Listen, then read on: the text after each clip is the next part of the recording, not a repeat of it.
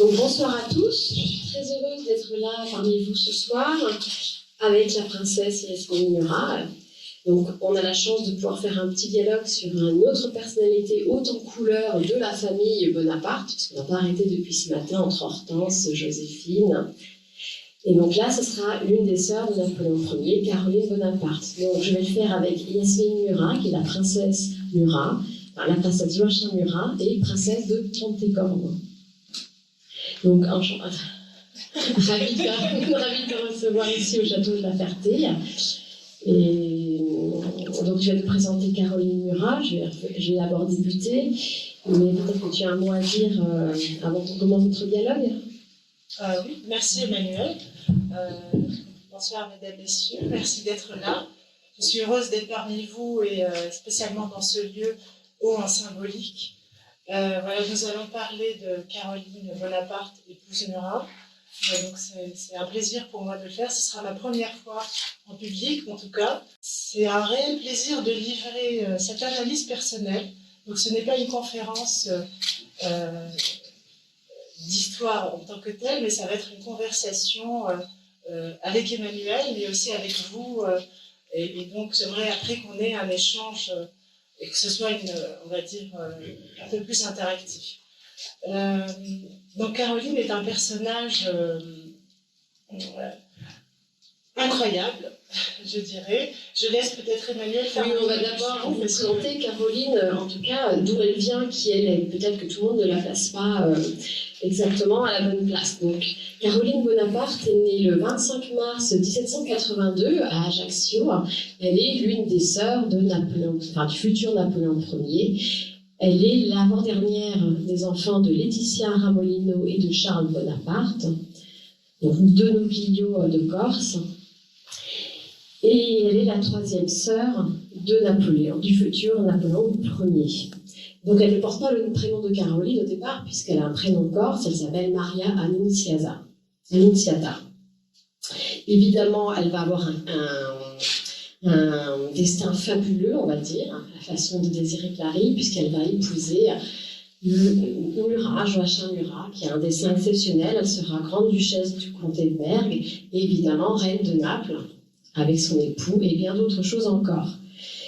Donc, afin de mieux comprendre en quoi Caroline Bonaparte, et Murat évidemment, est une femme de pouvoir et une maîtresse des arts, revenons sur quelques points forts de sa vie et de sa personnalité.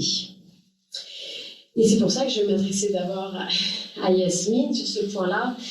On sait que donc elle est née en Corse, elle repartira de Corse quand elle aura 11 ans. Quelle est l'éducation qu'elle va recevoir au sein de sa fratrie et en Corse, et ensuite lorsqu'elle arrive en France?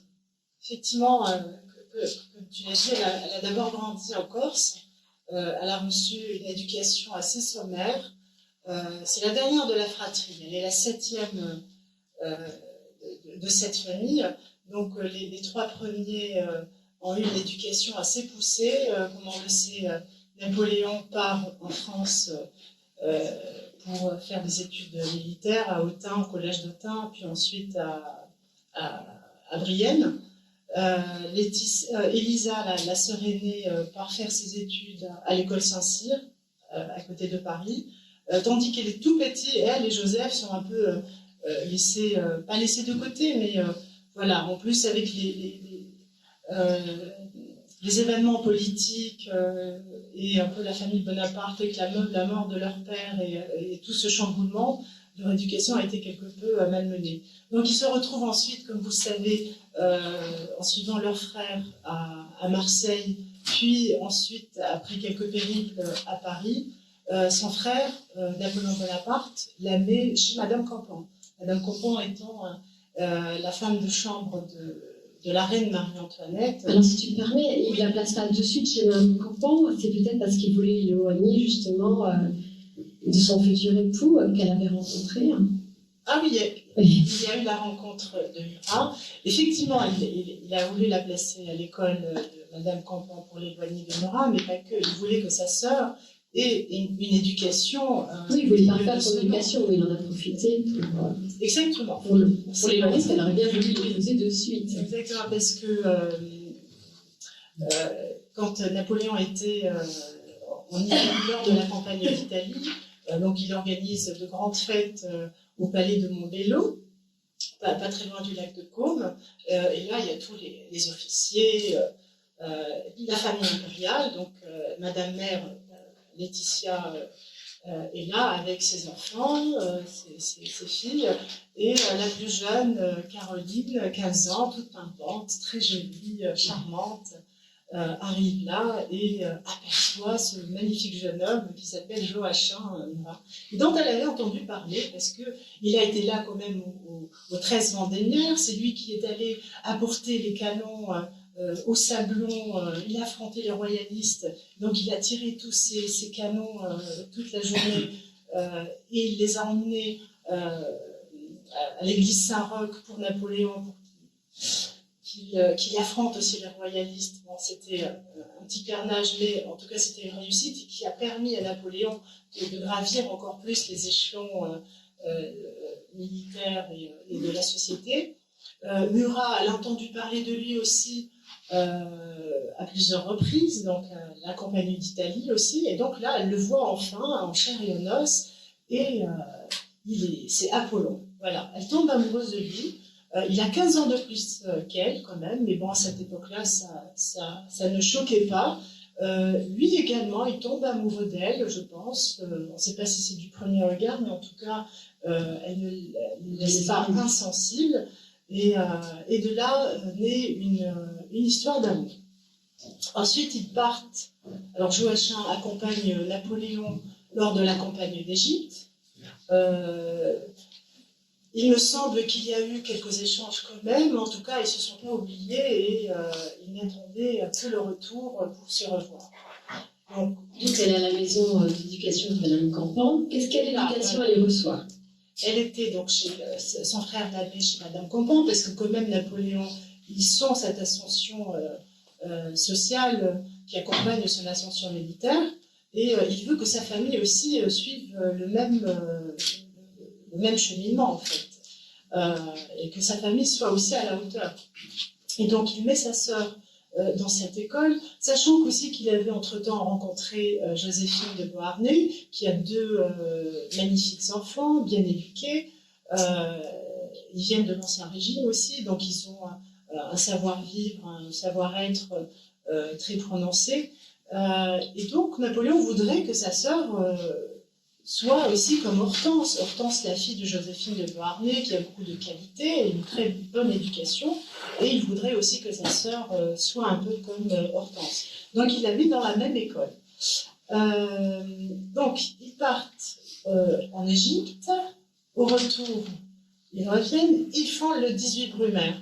C'est-à-dire, je ne vais pas rentrer dans les détails, mais donc ce coup d'État à Saint-Cloud a été réussi aussi grâce à Murat, grâce à son intervention, enfin grâce à d'autres aussi, mais surtout à l'intervention de Murat qui arrive au milieu du Conseil des 500. Il entre avec sa cavalerie à cheval, je pense, normalement, et là il dit, voilà, citoyens, vous êtes dissous, foutez-moi tout ce monde dehors. Donc,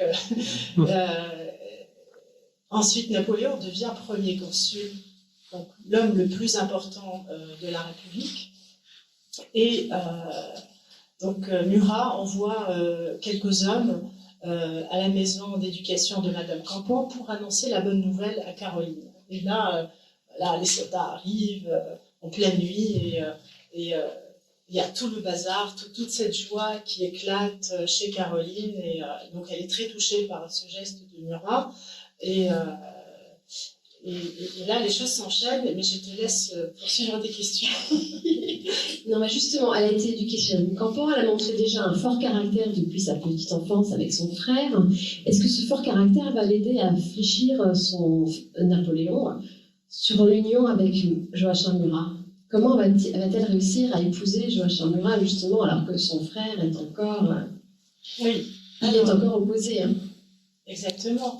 Alors, je pense que c'est la première victoire politique de Caroline, parce qu'on a notre sujet ce week-end, c'est les femmes et le pouvoir.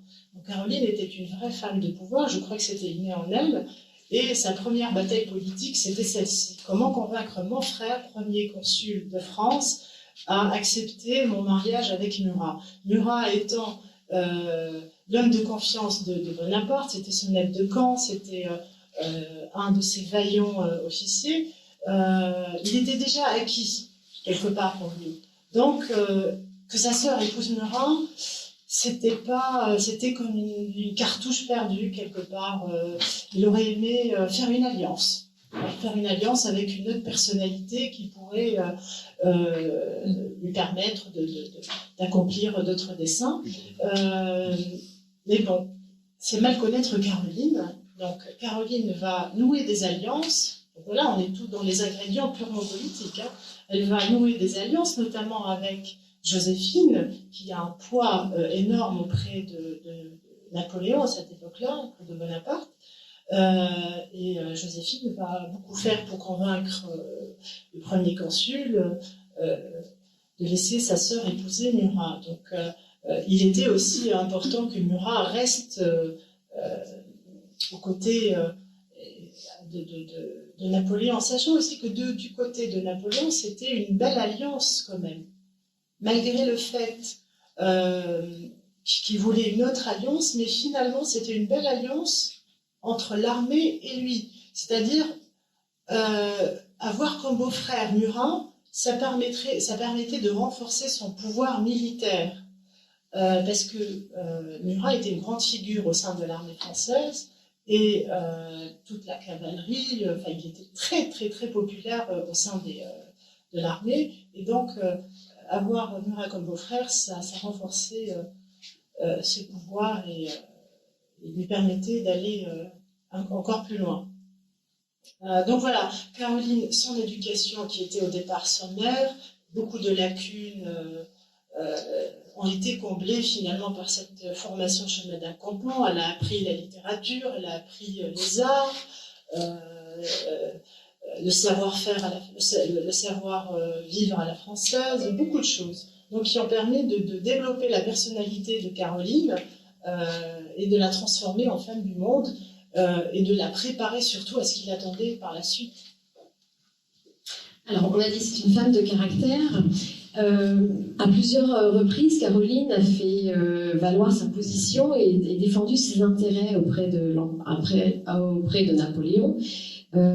Est-ce que tu peux nous donner quelques exemples de ce trait de caractère, en quoi elle a fait infléchir Napoléon dans la politique ou par rapport à elle dans ses intérêts? Ah oui, il y a beaucoup de cas. C'est vrai que Caroline avait beaucoup de poids auprès de Napoléon, peut-être pas au début puisqu'elle était la petite sœur, mais au fur et à mesure qu'elle développait. Oui, elle a réussi à épouser celui qu'elle aimait. Voilà, c'est là où je disais, voilà, c'était sa première bataille politique et c'était surtout par rapport au rapport de force avec son frère, mais elle savait y faire avec lui. D'ailleurs, Napoléon disait que de ma famille, c'est celle qui me ressemble le plus. Il admirait beaucoup sa sœur, il la voyait évoluer et je pense qu'il l'admirait beaucoup, parce qu'il lui ressemblait, mais c'était un Napoléon féminin, donc plus subtil, plus adroit, parce que le fait d'être femme était aussi une faiblesse. Mais on sait que quand on a une faiblesse, on sait développer une dextérité qui permet de naviguer tout en souplesse. Et je pense que c'était le cas de Caroline. C'est vrai qu'au début, je pense quand son frère était... Elle épouse Murat, elle rentre dans la société, elle devient madame, donc c'est plus la petite fille qu'on laisse au coin, mais donc là elle commence à exercer son pouvoir dans la société déjà. C'est grâce à elle aussi qu'avec ses sœurs, elles ont le titre d'Altesse impériale. Et exactement. Puisqu'il avait titré les frères, mais pas les sœurs, dans un premier temps. Exactement. Et donc quand Napoléon devient empereur, donc il distribue des titres à ses frères. Ses belles-sœurs, c'est-à-dire Hortense, qui a épousé Louis, devient reine de Hollande. Et là, elle va tout faire pour convaincre Napoléon de donner aussi des titres aux sœurs. Et elle l'obtient. Toutes les sœurs deviennent altesse impériale. Et pour le cas de Caroline, donc son mari aussi. Oui, parce qu'elle défendit les intérêts de Murat. Et ils obtinrent notamment le palais de l'Élysée, au moment de la naissance de leur fille, en 1805. Alors, le palais d'Élysée a été acheté par Murat avec ses propres deniers. Bien sûr, ça vient de l'empereur, mais quand même, il ne faut pas oublier que Murat a une carrière impressionnante. Il est de toutes les batailles, il excelle, il brille sur les champs de bataille. Donc, il est récompensé. D'ailleurs, tous les officiers sont récompensés, les maréchaux, voilà. Donc, il achète effectivement le palais de l'Élysée, qui est en piteux état à l'époque. Et Caroline et lui le refont de fond en comble. Voilà. Et l'Élysée, tel qu'on le connaît aujourd'hui, est à 90% ce qu'il reste des changements, des aménagements des Murins. Est-ce qu'elle a eu une grande influence sur le déroulement de la carrière de Joachim Murat et de tous les titres qu'il obtient par la suite? Alors, comme je disais, Murat est méritant, mais il obtient tous ces titres-là, c'est parce qu'il est méritant surtout. Mais c'est vrai que c'est Caroline qui va chuchoter ou insister auprès de l'empereur pour obtenir telle ou telle faveur, notamment un royaume. Donc Murat utilisait beaucoup Caroline pour aller convaincre l'empereur de telle ou telle décision. Puisqu'il est dit qu'avant qu'il lui donne le duché de Berg, il lui aurait proposé celui de Neuchâtel et qu'elle aurait trouvé ce réforme pas assez prestigieux et trop petit. Pas assez prestigieux, ils étaient tous en concurrence à l'époque en plus. Il y avait cette concurrence entre les Bonaparte et les Beauharnais, mais ça, Napoléon savait y faire, il savait un peu, comment on dit, diviser pour mieux régner. Et donc, il faisait exprès de mettre un peu la zizanie entre les Beauharnais et les Bonaparte. Et donc, il faisait grandir une jalousie entre les deux pour les stimuler aussi. Donc, il y avait cette concurrence pour les titres et les territoires. Effectivement, Neuchâtel n'était pas assez prestigieux pour Caroline et Murat. Donc, ils sont consolés par le grand-duché de Berg, c'est le duché de Clèves et de Berg, mais le grand-duché de Berg, aux frontières du Rhin. Donc c'est la confédération du Rhin était très stratégique à l'époque, et donc là, Murat, il fait un très très bon travail. Il installe quand même une industrie jusqu'à aujourd'hui, d'ailleurs, à Düsseldorf. Je pense qu'il est la capitale de cette région. C'est ça, c'est bien ça.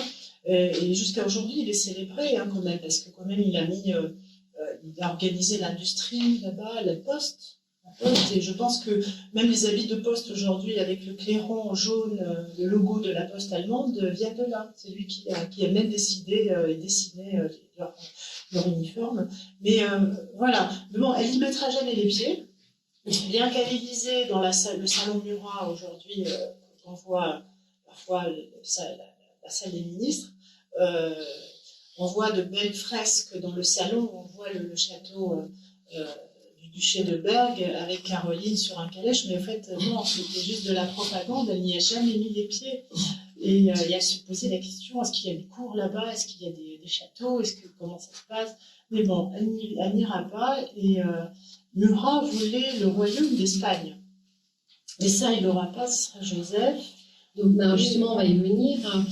Donc au sud, 15 juillet 1808, il y a ce qu'on appelle le traité de Bayonne. Oui. Donc est-ce que tu peux nous évoquer ce traité de Bayonne et l'octroi de la couronne de Naples à Murat? Donc à ce moment-là, Caroline devient reine consort et Murat devient roi de Naples. Est-ce que tu peux nous évoquer cette période-là? Donc Napoléon commet quelques impairs, on va dire. Enfin, en tout cas, il destitue le roi d'Espagne, là au profit de son frère. Il le libère du royaume de Naples pour le mettre au royaume d'Espagne. Et là, il dit voilà, j'ai trouvé une place pour les Murat, ils vont bien s'occuper au royaume de Naples. Et donc, dans ce traité, il est stipulé que le royaume de Naples va chez les Murat, mais c'est avec la condition, en tout cas la position de Caroline est très claire. S'il n'y avait pas Caroline, si Caroline n'était pas la sœur de l'empereur, Murat n'aurait rien obtenu, il n'aurait pas été roi, il n'aurait pas régné sur Naples. Et ça, Murat l'a toujours mal pris quelque Oui, part. ça va être le début des tensions dans le couple. Exactement, au début des tensions dans le couple, mais aussi avec l'empereur. Et avec l'empereur, oui. Avec l'empereur, parce qu'il y avait une grande amitié entre les deux hommes, un grand respect. Mais on va dire que les ambitions étaient tellement fortes chez l'un et l'autre qu'à un certain moment, il commençait à avoir quelques frictions. En tout cas, dès qu'il accède au trône de Naples, il essaie d'écarter un peu Caroline, parce que, à cause de ce traité de Bayonne, il ne veut pas qu'elle pense il veut pas, il a peur qu'elle l'écrase, en fait. Elle est la sœur de l'empereur, elle est dans le traité de Bayonne, donc elle a une position assez forte. Il est aussi stipulé que si son époux décède, elle reste reine des deux Siciles. Oui. Donc ça, c'est très important. Elle a un poste, enfin une place à part entière, elle est quand même quasiment... C'est qu'elle ne serait pas régente du prochain roi, du fils d'Achille Murat, c'est qu'elle serait reine à part entière. D'ailleurs, il y a 3 jours... en Italie, il a été retrouvé un document, un décret signé par Murat, mais ça c'était vers la fin, donc avant qu'il parte à la campagne de Russie, il dit voilà que la régence va à Caroline. Elle a eu 5 régences, il ne faut pas oublier que pendant tout le règne de 1808 à 1815, quand Murat allait guerroyer avec Napoléon, c'est Caroline qui tenait les rênes du royaume, même si c'était un peu difficile quand même, mais elle l'a fait brillamment. Alors maintenant, peut-on revenir maintenant sur un autre aspect de sa vie, peut-être sur les demeures dans lesquelles elle a habité avec Joachim Murat? Oui, donc peut-être pour évoquer son action au niveau de l'ameublement, des arts. Était-elle une maîtresse de maison? Est-ce qu'elle a laissé sa patte sur chacun des lieux dans lesquels ils ont habité? Donc, tu as parlé tout à l'heure du palais de l'Élysée. Alors, donc ils ont habité plusieurs résidences. Avant l'Élysée, ils avaient habité l'hôtel de Télusson. Ils n'ont jamais construit. Ils ont toujours habité des résidences qui étaient déjà là, mais ils avaient l'habitude de tout refaire. Télusson, malheureusement, a été détruit. C'est celui-là, en fait. C'est celui d'en bas au milieu. On le voit très mal, mais c'était un très très bel hôtel particulier, très moderne. C'est leur début de mariage, ça? Oui, juste après leur mariage, effectivement. Et il va être décoré avec des matériaux incroyables, dans des styles incroyables. Et ils veulent montrer l'opulence. D'ailleurs, c'est l'empereur qui veut que sa famille montre un train de vie important, et que ce soit montré au vu et au su de tout le monde. Et d'ailleurs, c'est là où l'empereur va missionner Caroline. D'ailleurs, c'est sa sœur la plus importante, parce que c'est celle qui le comprend le plus, et c'est celle qui a une intelligence vive. Donc il va utiliser Caroline. Sa mission, ce sera d'organiser aussi des fêtes, des bals, des réceptions où elle reçoit le tout Paris. C'est un outil très puissant, c'est un outil politique. Pourquoi? Parce que ça permet de recevoir toute la belle société, la bonne société de Paris, les bourgeois, les aristocrates, les hommes politiques, les ambassadeurs des pays étrangers. Et donc ça permet déjà de montrer tous les symboles de pouvoir, c'est important, ça, voilà. Et d'un autre côté, d'identifier tout le monde, et aussi de faire de l'intelligence, c'est-à-dire de repérer qui est qui dit quoi, notamment les dames, les femmes elles commencent à être bavardes entre elles laissent passer quelques informations, et donc c'est toujours bien de pouvoir cerner tout le monde, et de détecter des informations et de le remonter à l'empereur. Donc c'est un outil de renseignement très puissant, Caroline, et un outil aussi d'apparat, et un outil pas de show-off, mais plutôt de reflet du pouvoir de l'empereur. C'était son bras social ou sociétal, je ne sais pas comment on dit, mais en tout cas c'était son bras, l'autre bras du pouvoir, à part le pouvoir martial et politique. Caroline était le pouvoir sur place. Et donc, ils achètent, après Télusson qui est détruit malheureusement, ils achètent le palais de l'Élysée. Je pense qu'il s'appelait le palais d'Évreux avant. Oui, c'était la demeure de la Pompadour. Exactement. C'était un hôtel particulier, c'était un caprice. Et après la Révolution, malheureusement, tout ça est vendu. Ensuite, il a été vendu à un monsieur qui l'a découpé en petits appartements, qui étaient loués. Il y avait un boucher à côté. Il y avait, c'était un peu le bazar là-dedans. Il y avait des fêtes. Et donc, les Murat l'achètent et ils refont tout. Du plafond au mur. Ils installent des... l'escalier à Palmette. L'escalier qu'on appelle l'escalier Murat aujourd'hui. L'escalier à Palmette, effectivement, parce qu'à l'époque, on n'était pas d'escalier, en tout cas apparent comme ça. C'était des petits escaliers dans un coin. Donc, ils font appel à tous les artisans d'art de Paris, les meilleurs. Et ça va faire fonctionner beaucoup de manufactures. Les tapisseries d'Aubusson, les peintres, ils avaient une collection de peintures incroyables. D'ailleurs, il ne faut pas oublier que même si Joachim, on dit fils d'aubergiste, bah, c'est pas tout à fait vrai, c'est un raccourci, mais c'est pas grave, en tout cas, c'est un enfant du peuple. Il a fait quand même le séminaire, hein, il maîtrise le latin, le grec, et c'est un homme très cultivé, donc il a un goût artistique très très sûr.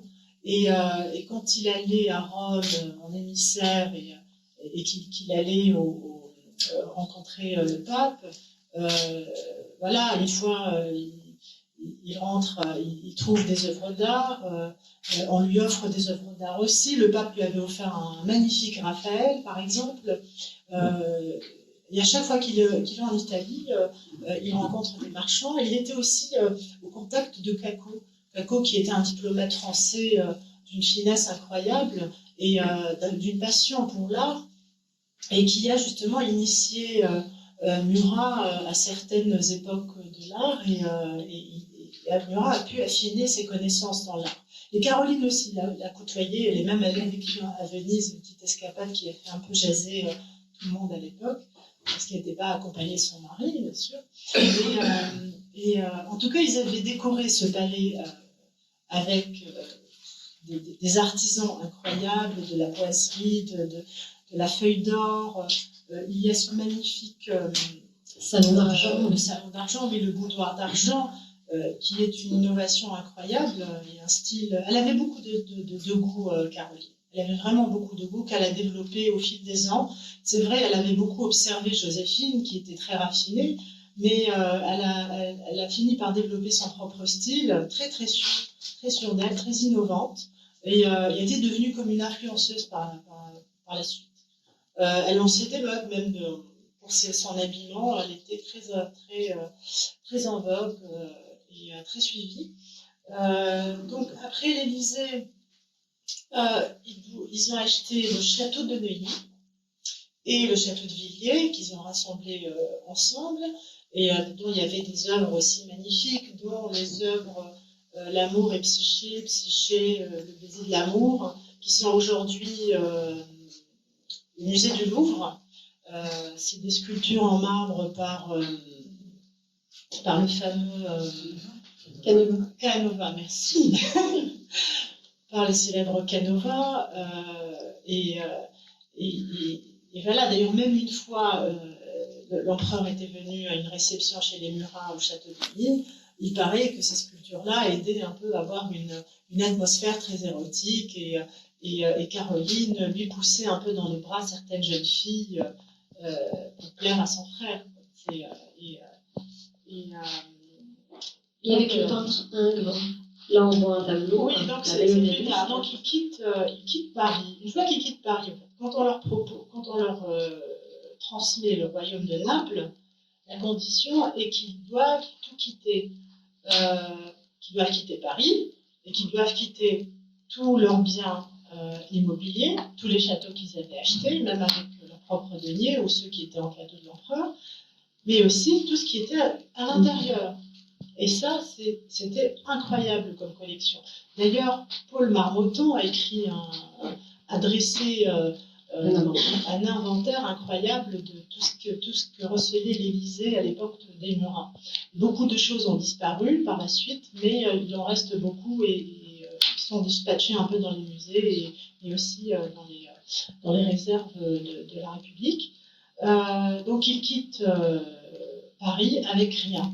Et ils arrivent à Naples, ils occupent les palais construits par les Bourbons-Sicile, et là, ils refont tout. Parce que les Bourbons-Sicile, c'était un peu le style baroque, rococo, beaucoup de dorures, beaucoup de très très chargé. On aime ou on n'aime pas, mais en tout cas, c'était le cas. Caroline et Joachim arrivent, et puis voilà, ils refont beaucoup d'espace à leur goût. Et là, ils introduisent le goût un peu à la française, un peu épuré, à la grecque, beaucoup de symboles de la mythologie. Oui, d'ailleurs, elle a travaillé sur par rapport à l'archéologie à Pompéi. Elle s'en est inspirée pour la décoration, le style italien.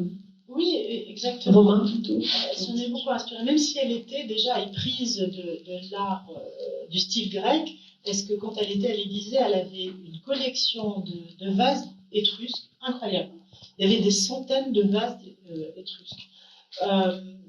Et à l'époque, elle ne savait pas qu'elle allait être reine de Naples et développer les fouilles archéologiques de Pompéi et d'Herculanum. Donc, elle arrive dans ce beau royaume de Naples et il se trouve qu'il y a le site de Pompéi et d'Herculanum. À l'époque, on trouvait des choses, on les emportait dans les palais et les statues, les vases, les beaux objets sont exposés dans les palais des rois ou des grandes familles. Ce que Caroline va expliquer, c'est un vrai travail d'archéologie moderne. C'est-à-dire, on fait appel à tous les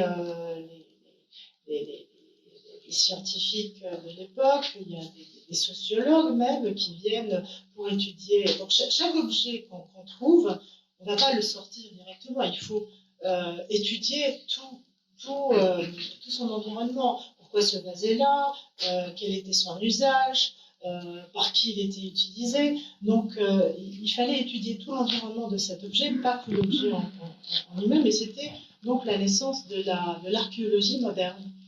Et c'est ça qu'elle a apporté comme modernité dans sa discipline, en tout cas Caroline, et elle avait nommé Mazois comme pour diriger et encadrer toutes ces fouilles des deux sites, Herculanum et Pompéi.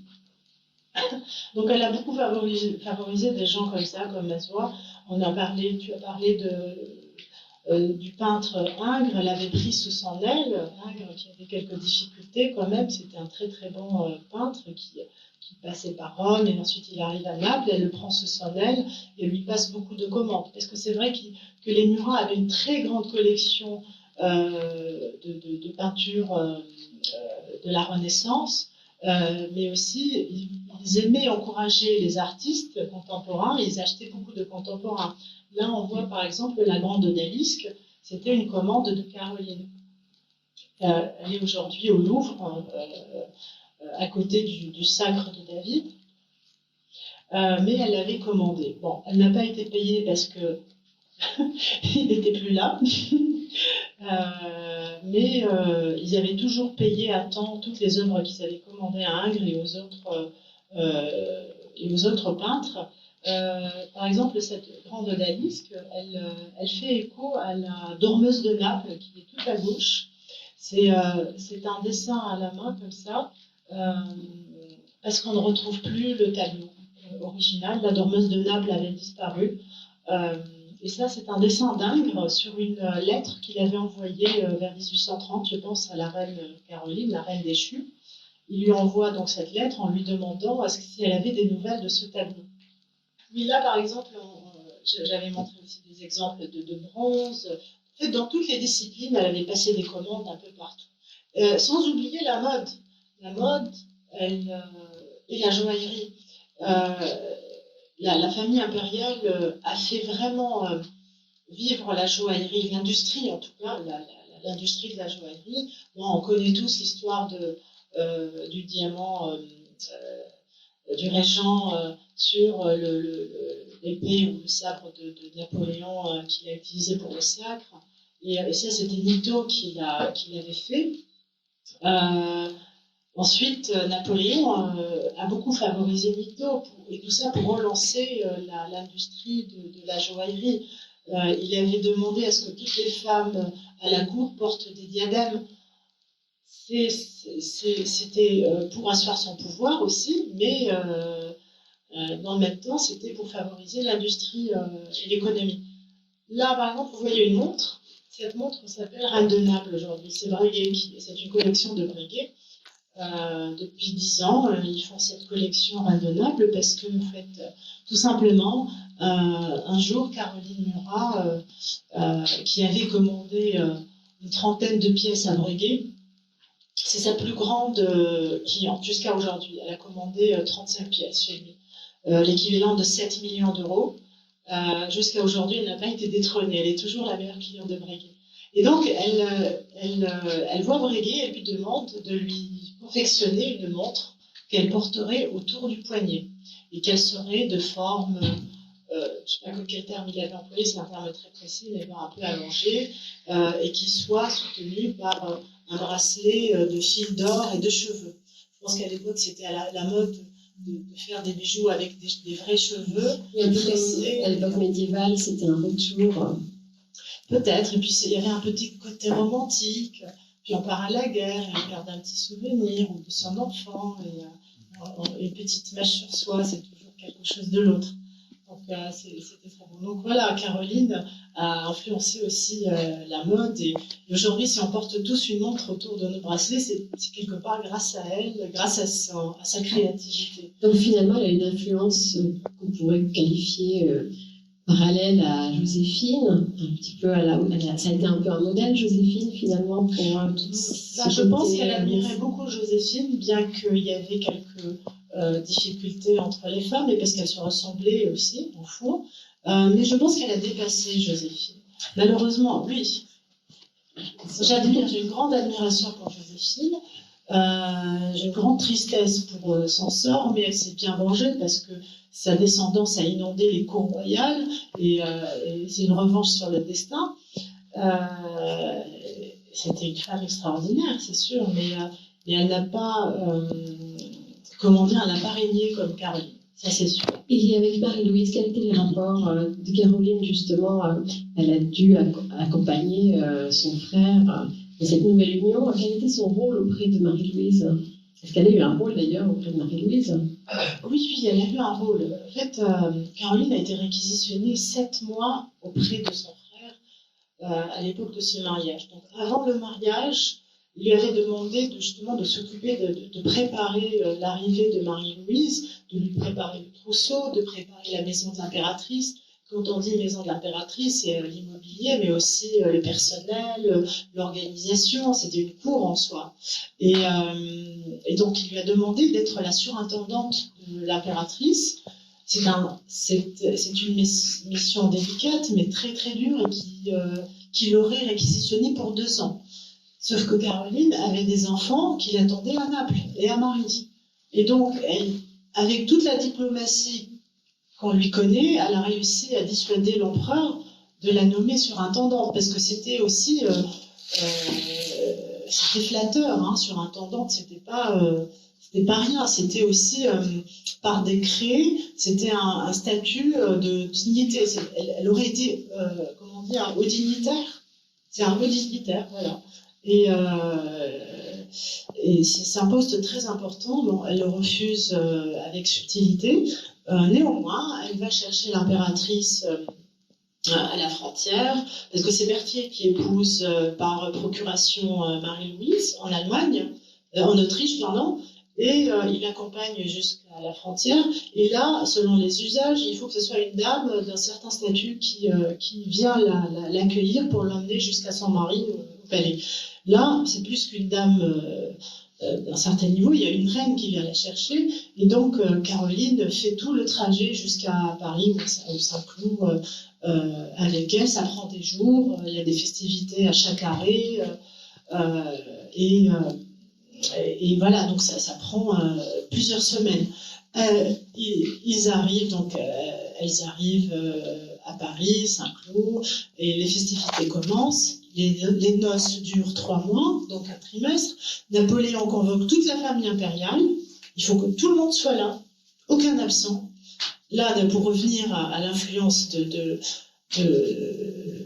Caroline et comment dire, son exercice du pouvoir, pour la petite parenthèse, Murat ne voulait pas venir au mariage en noces avec Marie-Louise parce qu'il était opposé à ce mariage avec une Autrichienne. Bon, c'était pas n'importe quelle Autrichienne, c'était la nièce de sa plus grande rivale, la reine l'ancienne reine des deux Siciles, donc Marie-Caroline de Bourbon-Sicile. Et donc il avait peur, Murat, il avait peur que si Napoléon épouse Marie-Louise, la nièce de sa rivale, que Napoléon lui dise non, bah écoute, tu ne vas pas récupérer la Sicile, tu vas rester que sur Naples. Naples, c'est pas une ville, c'est un royaume en soi. Et la Sicile devait en faire partie. C'est pour ça qu'on dit les deux Siciles, Sicile du Nord et la Sicile du Sud.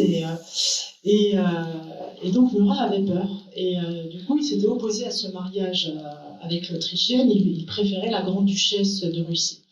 Bon, c'était pas possible. Et de toute façon, Napoléon avait déjà pris sa décision.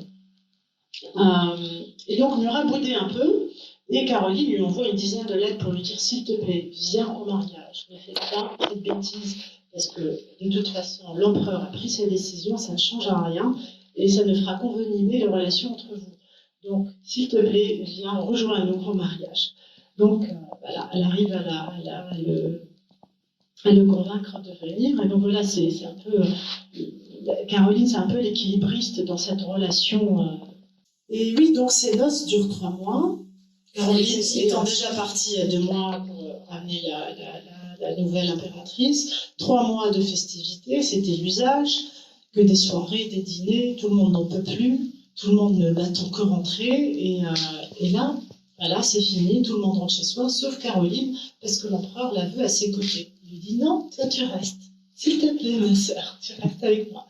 Et elle reste, elle n'a pas le choix, elle veut faire plaisir à son frère, et donc, elle est de toutes les parties. Elle est au dîner, au petit déjeuner, au déjeuner, aux petites balades, en calèche.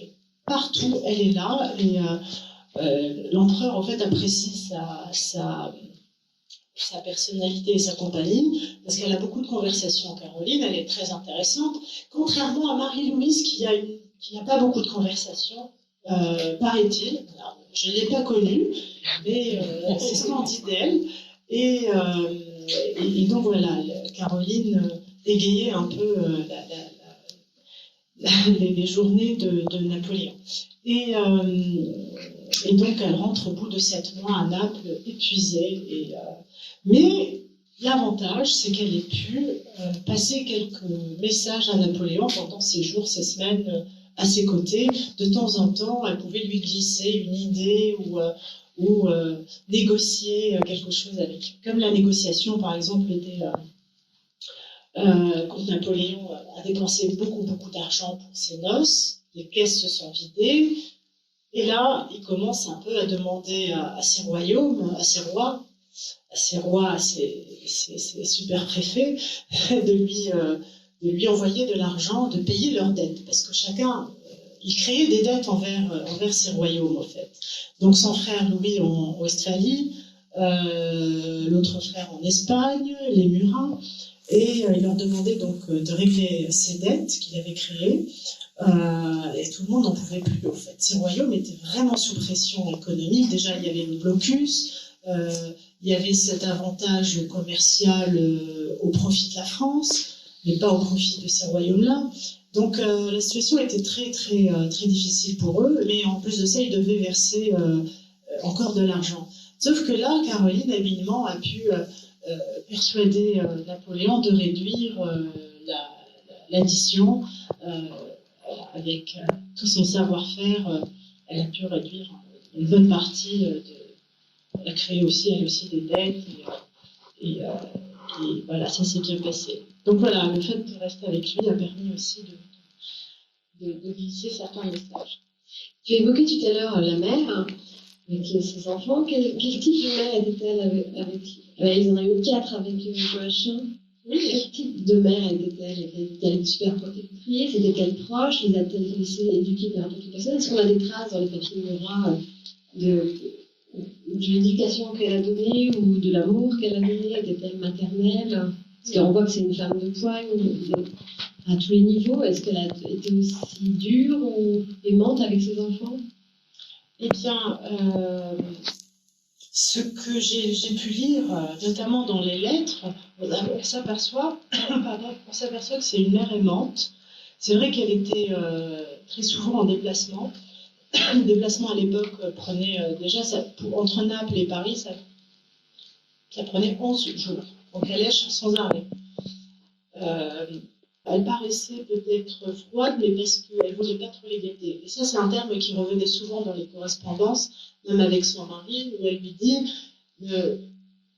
mon ami, parfois je m'abstiens de rester à côté d'eux pour ne pas trop les gâter. Et bon, l'usage à l'époque, c'était que les enfants, en tout cas les enfants royaux, soient élevés par des nourrices, mais voilà, par les gouvernantes, et les parents voyaient très rarement leurs enfants. Cependant, les Murat étaient un peu différents. Ils étaient très proches de leurs enfants. C'était vraiment le socle de leur couple. Le couple Murat s'aimait éperdument au début. Avec le règne sur Naples, ça a un peu fragilisé la relation. Bien qu'ils s'aimaient encore, ils s'aimaient beaucoup, mais ça a beaucoup fragilisé la relation. Mais grâce aux enfants, le couple a beaucoup tenu, parce que c'était vraiment, ils avaient un grand amour pour leurs enfants. Quand on voit aussi Murat écrire à Laetitia, en fait, ses plus grandes correspondances et ses plus belles, c'était avec sa fille Laetitia, l'aînée. Et quand il était en campagne de Russie, il n'en pouvait plus. Son seul souhait était d'aller auprès de ses enfants.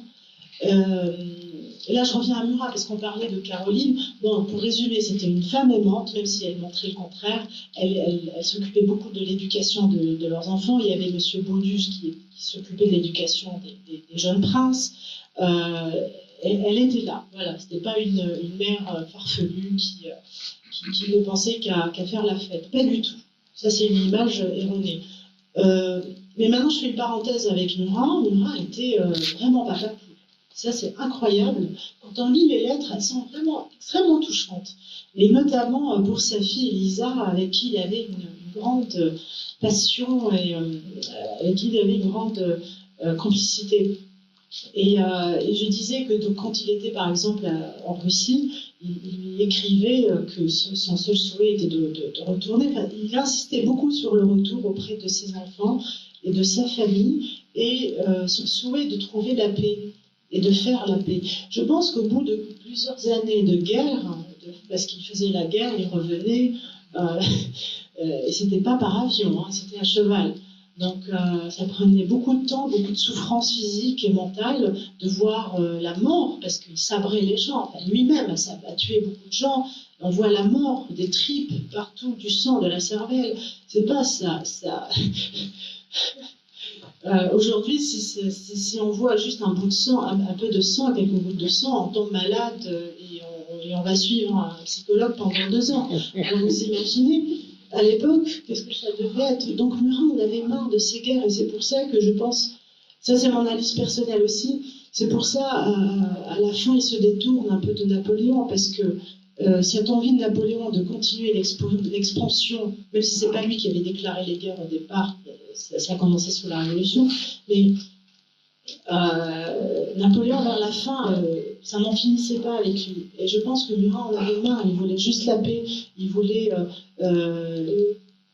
gérer son royaume, le faire grandir, mais aussi être auprès de ses enfants et vivre une vie de famille classique.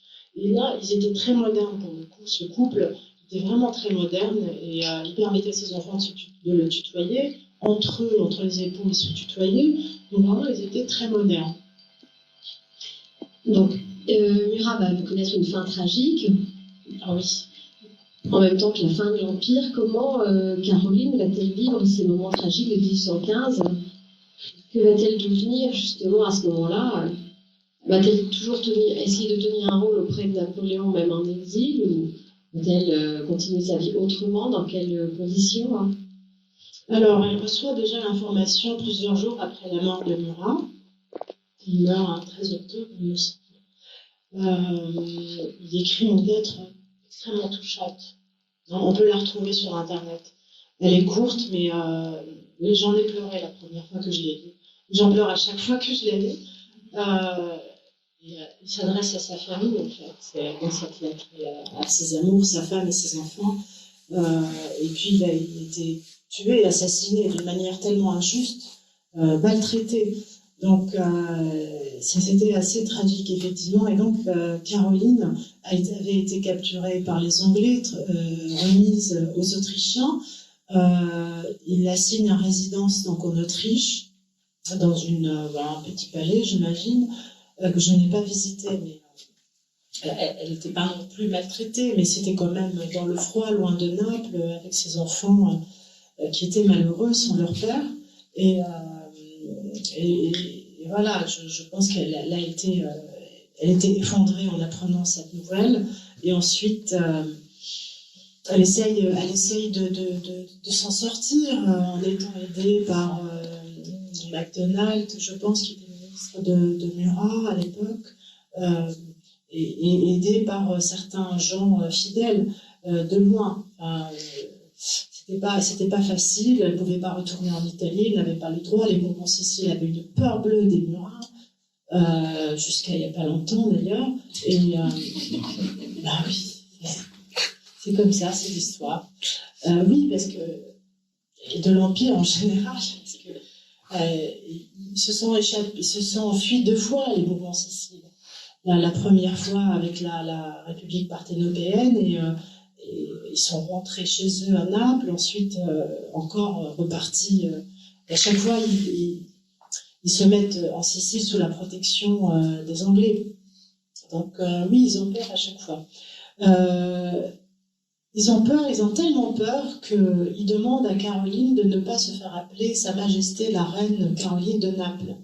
Elle n'avait plus le droit de s'appeler comme ça, sachant que tous les rois déchus gardent leur prédicat Sa Majesté le ou Sa Majesté la Reine. Elle n'avait pas le droit à ça. Et elle, qu'est-ce qu'elle a fait alors pour l'éditer un petit peu? Elle s'est appelée Comtesse de Lipona. L'anagramme de Naples, en italien, Napoli, Lipona, Comtesse de Lipona. Et ça les rendait dingue. Elle avait de l'humour en plus. Oui, elle avait de l'humour, j'adore ça.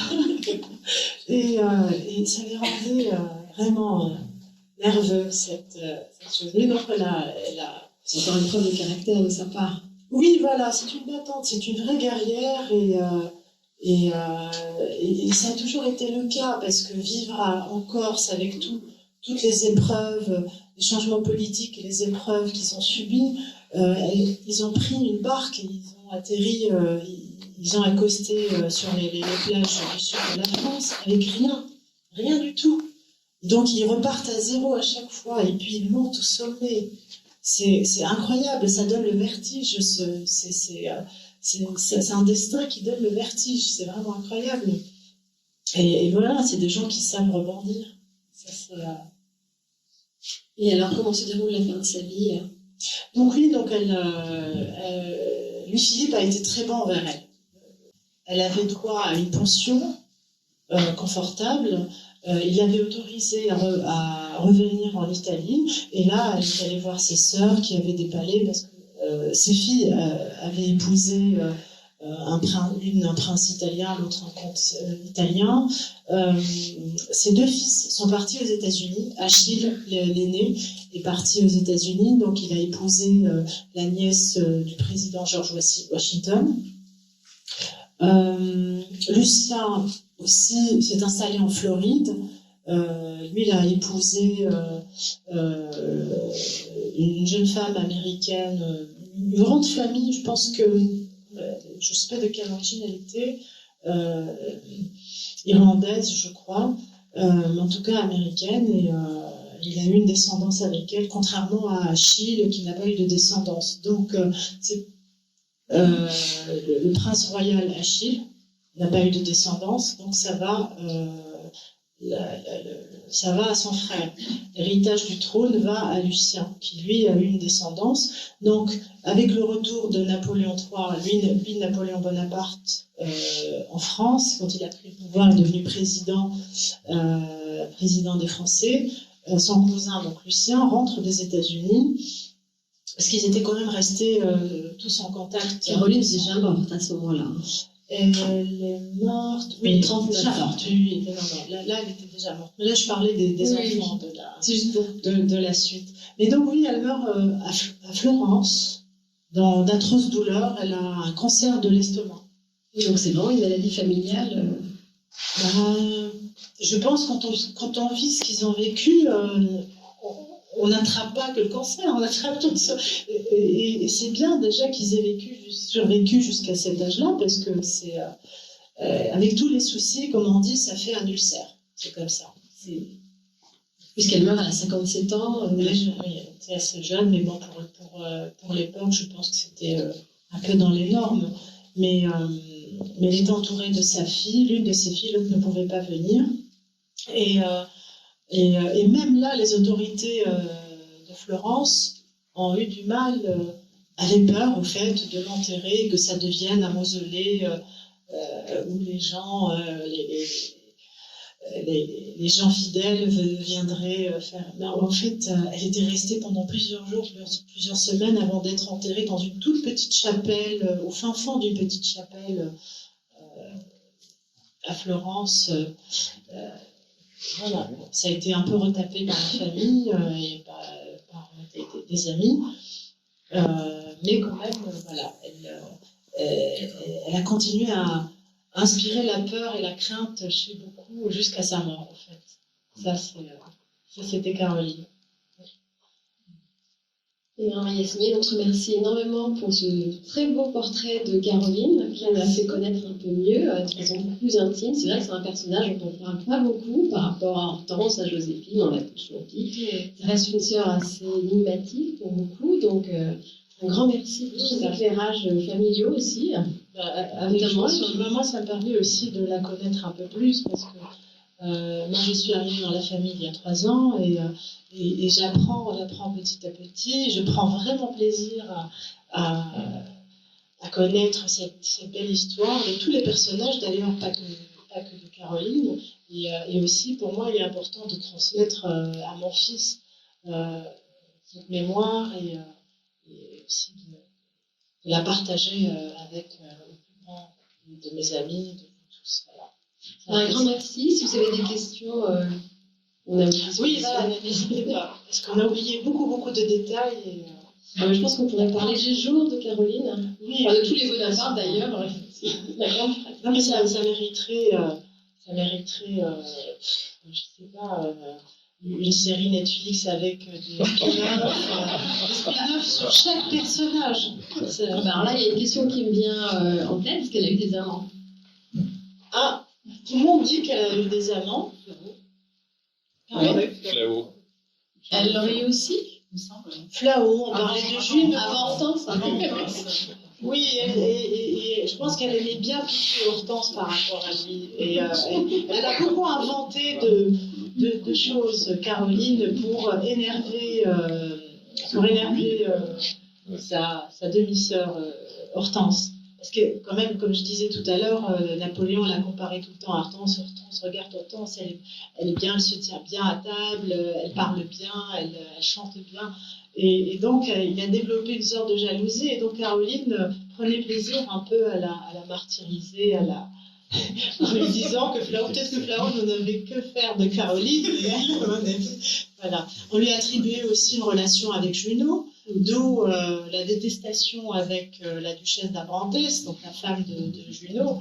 Et d'ailleurs, elle a écrit des mémoires à charge contre Caroline. C'est pour ça que moi, je me méfie beaucoup des mémoires. Les mémoriels, c'est vraiment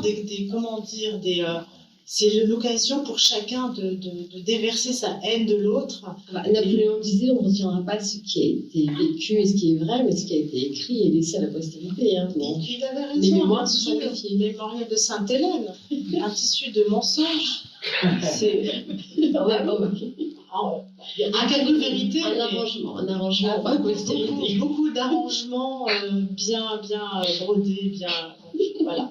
Mais c'est pas moi qui le dis, c'est Terry Lins, c'est la Fondation Napoléon, qui a trouvé il y a quelques années en Angleterre l'original qui faisait que 800 pages, quelque chose comme ça, alors que le mémorial de Sainte-Hélène fait 8 volumes. Donc d'où il a ramené ça, je ne sais pas. Voilà. En tout cas, c'est l'imaginaire qui a bien travaillé, ça c'est sûr. Vraiment. Je me dis, en tout cas, il faut se méfier des mémoires en tout cas des gens de l'époque. Déjà, ils écrivent leurs mémoires à charge contre telle personne, quand la personne est morte et qu'elle ne peut pas se défendre. Et deuxièmement, ils ont tous des comptes à régler. Là, dans le cas de la duchesse d'Abrantès, elle pensait que Caroline avait une relation avec son mari Bruno, et donc elle a inventé des horreurs sur Caroline. C'était ridicule. Parfois on lit, mais dit, mais ça ne peut pas être vrai, c'est pas possible parce que ça ne correspond pas à telle date. Donc il y a des règlements de compte à profusion. Mais Caroline était très douée pour ne pas laisser de traces, même avec son mari. Avec son mari, avec les correspondances avec Murat, quand elle était à Paris, il disait, mon ami, mon cher amour, elle disait beaucoup mon ami, l'empereur est si bon pour nous, il est si bon envers nous. Parce qu'elle savait que les lettres allaient être interceptées, et donc elle disait que, en revanche, elle avait parfois l'occasion d'envoyer des lettres. Et là, elle était en plus, elle faisait attention même là, mais elle envoyait les lettres où elle disait vraiment, elle exprimait vraiment ses pensées par des personnes. Donc jamais par ce qu'on appelle aujourd'hui la poste, en tout cas parce qu'elle savait que tout était intercepté.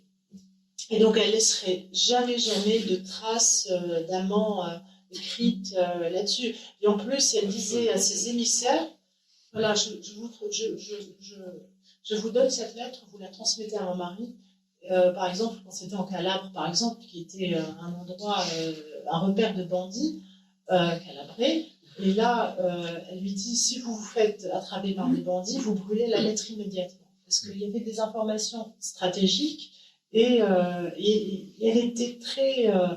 ah non, mais elle c'est la DGSI, c'est incroyable. Et quand elle a été attrapée, à la fin du règne, elle a été attrapée par les Anglais, elle a détruit toute sa correspondance qu'elle avait. Donc, c'est pour ça qu'on a plus de lettres d'elle chez les autres que les lettres des autres chez Caroline, parce qu'elle a détruit. Donc c'est un fin stratège comme son frère. Ah oui. Mais je dirais même mieux que son frère. Je me permets, j'adore la personnalité encore, mais si elle avait le pouvoir de régner, elle aurait fait peut-être mieux, je ne sais pas, pourquoi pas. Mais Caroline, quand la Joséphine n'était plus avec Napoléon, est-ce qu'elle a toujours des bons termes avec elle, ainsi que les enfants de Joséphine? Très bonne question. Au fait, Hortense, forcément. Puisqu'on disait que les Bonaparte n'aimaient pas Joséphine.